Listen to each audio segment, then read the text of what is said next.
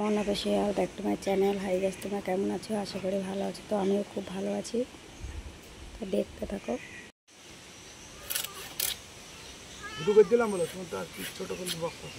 ঠিক আছে। তো গাইস দেখো, দাদা মাছ কাটছে, কাতলা মাছ। দাদা জোর করে দিল।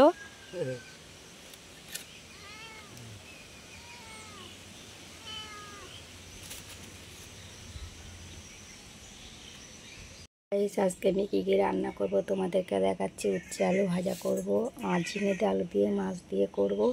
এই যে মাছ নিয়েছি, এই কাতলা মাছ নিয়েছি।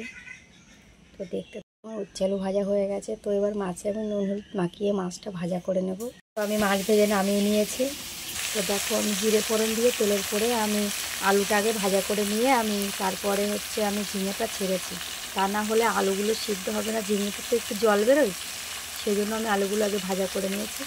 তো দেখো, আমি জিরে আর লঙ্কাটা এবার বেটে নেব। দেখো গাইস, আমি মশলাটা কত মিহি করে বেটে নিয়েছি।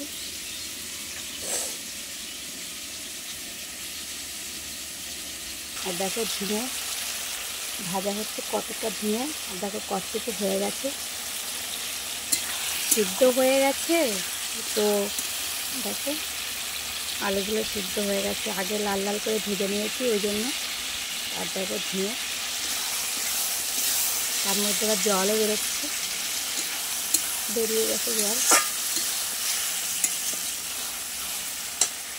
তো দেখো, জলটা একদম শুকিয়ে গেছে, তেল বেরিয়ে গেছে। এখন আমি মশলাটা দিয়ে দেবো।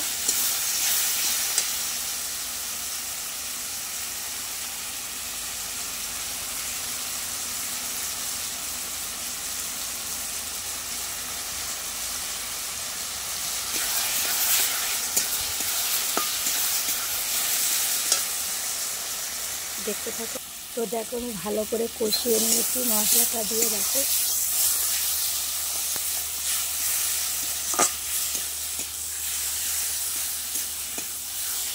এবার আমি জলটা দিয়ে দেবো।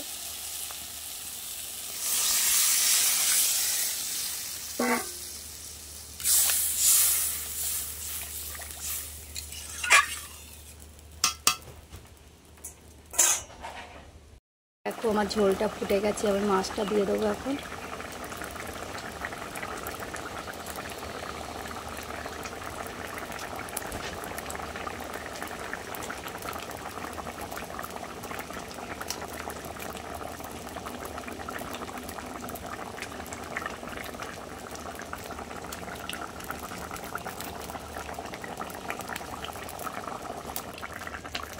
তো দেখো, আমি মাছ দিয়ে দিয়েছি।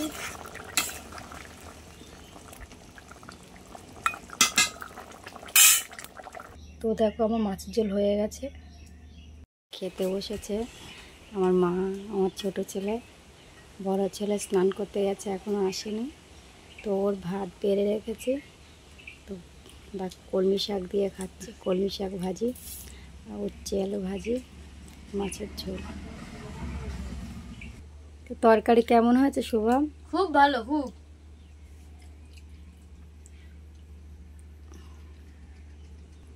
তো আমার ভিডিওটা ভালো লাগলে লাইক কমেন্ট শেয়ার করো।